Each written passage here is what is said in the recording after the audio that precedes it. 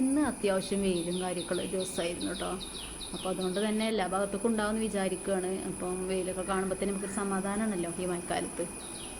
പിന്നെ നമ്മളെ മക്കൾസിന് സ്കൂളുണ്ട്. സ്കൂൾ ഉണ്ടാകുമ്പോൾ തന്നെ ഒരു ധൃതി ആവുമല്ലോ എല്ലാവർക്കും. സ്കൂളിലെ ദിവസം അങ്ങനെയാണല്ലോ.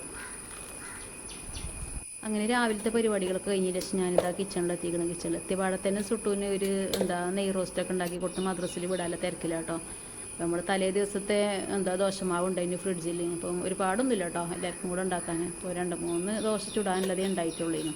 ഞാൻ സുട്ട് ഒന്നേ കഴിക്കുള്ളൂ. അപ്പോൾ 2-3 ചുട്ടിന്. പിന്നെ ഉമ്മയും കാക്കൂനും അവർക്ക് 2 ഹോസ്പിറ്റലിൽ പോകാനുണ്ട്. അപ്പം പിന്നെ അവർക്ക് ചായയും കടിയൊന്നും ആവശ്യമില്ല. പോലും ഏകദേശം വരാനൊരു ഉച്ചയ്ക്കാവും, ചോറിൻ്റെ ടൈമാവും വരാൻ.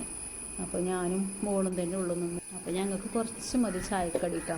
പിന്നെ സുട്ടും തന്നെ രാവിലെ ഒരു ദോശയും കഴിച്ചു. പിന്നെ ഉമ്മയും അതുപോലെ ഒരു ദോശയും ചായയും കുടിച്ച് ചപ്പാത്തിയും കറിയൊന്നും ആക്കാൻ സമയമെല്ലാം ഇറങ്ങാണ്. സുട്ടൂനും ചുട്ടപ്പം അങ്ങനെ ഉമ്മയും കാക്കും കൂടെ പോലും പോയിട്ട് രാവിലെ തന്നെ ചുട്ടോട്ട് കണ്ട് ഓരോ മദ്രസയിൽ പറഞ്ഞയച്ചതിന് ശേഷം മദ്രസയിൽ കൊണ്ടാക്കി വന്നതിന് ശേഷം ഞങ്ങൾക്കെല്ലാം ചായയും കടിയൊക്കെ ഉണ്ടാക്കി. അപ്പോൾ ഗ്രീൻ പീസ് കിഴങ്ങൊക്കെ ഇട്ടുകൊണ്ട് നല്ലൊരു കറി ഉണ്ടാക്കിയിരിക്കുന്നത്. അതുപോലെ നമ്മൾ ചപ്പാത്തിയും അതൊക്കെയാണ് രാവിലത്തെ ബ്രേക്ക്ഫാസ്റ്റിനായിട്ട് ഉണ്ടാക്കിയത്. പിന്നെ കാക്കു ഹോസ്പിറ്റലിൽ പോയി വന്നതിന് ശേഷം ഞങ്ങൾക്ക് അത്യാവശ്യമായിട്ട് പുറത്തേക്കൊന്ന് പോകാണ്ടായിരുന്നു കേട്ടോ. അത് വേറെ ഒന്നിനല്ല, നമുക്ക് നമ്മുടെ മോൻ്റെ കല്യാണം ഏകദേശം അടുത്തുകൊണ്ടിരിക്കുകയാണ്. ഇൻഷാ അല്ലാഹ് ഒക്ടോബറിലൊക്കെ അല്ലേ. അപ്പോൾ നമുക്ക് ഓഡിറ്റോറിയമൊക്കെ മുൻകൂട്ടി ബുക്ക് ചെയ്യണമല്ലോ. അപ്പോൾ അതിന് വേണ്ടിയിട്ട് ഞങ്ങൾക്കൊന്ന് പുറത്ത് പോകാനുണ്ട്. അപ്പോൾ ഒന്നിന് ശേഷമൊക്കെ അതിനും പോകണം വിചാരിക്കുന്നുണ്ട് ഇൻഷാ അല്ലാഹ്.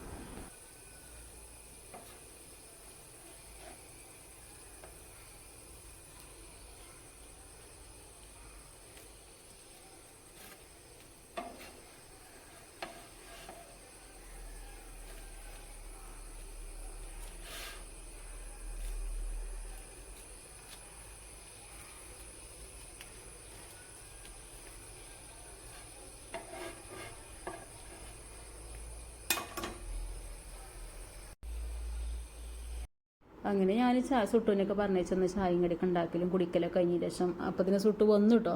മദ്രസ് വിട്ട് വന്ന പാടെ വേഗം കുളിച്ച് ഡ്രസ്സ് ചെയ്ത് ഇങ്ങനെ യൂണിഫോമൊക്കെ ഇട്ടുകാണ്ട് ഇവിടെ ഇരിക്കുകയാണ്. അപ്പോൾ കുറച്ച് ഹോംവർക്ക് ചെയ്യാനും ഒക്കെ ഉണ്ട്. അപ്പോൾ ഇനി ഞാൻ എഴുതി പഠിപ്പിക്കാനൊക്കെ ഉണ്ട് കേട്ടോ. അപ്പോൾ റെഡി ആയതിൻ്റെ ശേഷമാണ് ഇപ്പോൾ അതൊക്കെ ചെയ്യണത്.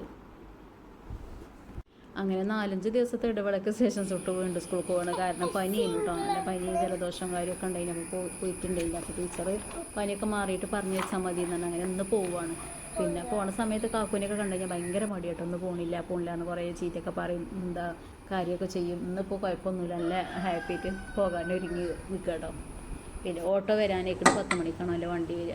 അങ്ങനെ ഓനെ പറഞ്ഞിട്ട് ഞാനിതാ കിച്ചണിൽ എത്തിക്കണം. നമ്മൾ ചോറ് രാവിലെ തന്നെ പറഞ്ഞേക്കുന്ന ടൈമിൽ തന്നെ നമുക്ക് ചോറാവും കേട്ടോ. പിന്നെ തുടക്കലും ക്ലീനിങ്ങും കാര്യമൊക്കെ കഴിഞ്ഞതിന് ശേഷം ഞാൻ കറിയും കാര്യമൊക്കെ ഉണ്ടാക്കുക. അപ്പോൾ കാക്കു വന്നാൽ ഞങ്ങൾക്ക് പുറത്ത് പോകും വേണം. അപ്പോൾ അതിന് വേണ്ടിയിട്ട് ഞാനൊരു തട്ടിക്കൂട്ട് കറിയും കാര്യമൊക്കെ ഉണ്ടാക്കുകയാണ്. അപ്പം പരിപ്പും മുരിങ്ങയ്ക്കാണ് നമ്മൾ കറി ഉണ്ടാക്കുന്നത് ഉച്ചക്ക്. പിന്നെ മീനും കാര്യമൊക്കെ കിട്ടിയിട്ടുണ്ടെങ്കിൽ ഉണക്കമീൻ ഉണ്ടായിരുന്നു. അപ്പോൾ ഞാനത് പൊരിക്കുന്നുണ്ട്. പിന്നെ അച്ചാറും അതൊക്കെയാണ്. അപ്പോൾ നമുക്ക് ഉച്ചക്ക് സ്പെഷ്യൽ ഉണ്ടാക്കിയത് കേട്ടോ. അങ്ങനെ നമ്മൾ പരിപ്പ് മുരിങ്ങക്കറി ഇവിടെ റെഡി കിട്ടിയിരിക്കുന്നത്. അപ്പോൾ ഞാനതിക്ക് പച്ച വെളിച്ചെണ്ണ കേട്ടോ ഒറ്റിച്ച് കൊടുക്കുന്നത്. എനിക്ക് മുരിങ്ങ ഇലക്കറിയൊക്കെ വെക്കുമ്പോഴേക്ക് പച്ച വെളിച്ചെണ്ണ ഒറ്റിക്കണതാണ് കൂടുതൽ ഇഷ്ടം. അതിൻ്റെ ഒരു ടേസ്റ്റാണ് കേട്ടോ പച്ച വെളിച്ചെണ്ണ ഒറ്റിച്ച് കഴിഞ്ഞാൽ. അപ്പം അങ്ങനെയൊക്കെയാണ് ഞാൻ മുരിങ്ങക്കറി വെക്കുന്നത്.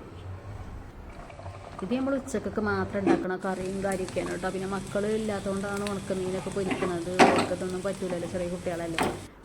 ഉണക്കമീൻ പൊരിക്കുകയാണെങ്കിൽ തന്നെ അവർക്ക് മുട്ട വേണം. ചിക്കനും ബീഫൊന്നും ഇല്ലെങ്കിൽ മീൻ തന്നെ ഒരുവിധം മീനൊന്നും മക്കൾ കഴിക്കൂല.